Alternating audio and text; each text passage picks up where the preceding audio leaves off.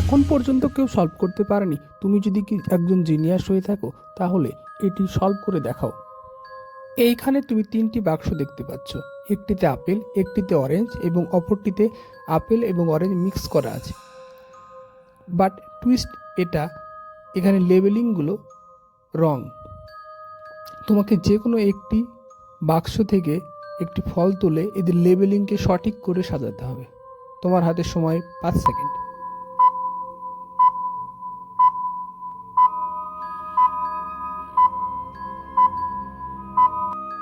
এখানে যেহেতু লেবেলিংগুলো রং রয়েছে তাই আমি প্রথমে মিক্স থেকে একটি ফল তুলব, দেখব সেটা আসলে আপেল না অরেঞ্জ।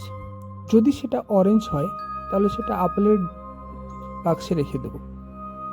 এইভাবে কিন্তু আমি এই তিনটাকে সাজিয়ে ফেলতে পারবো। তুমি যদি অ্যান্সারটা আগেই, আমি বলে দেওয়ার আগেই করে ফেলতে পারো তাহলে এক্ষুনি কমেন্ট বক্সে জানিয়ে দাও।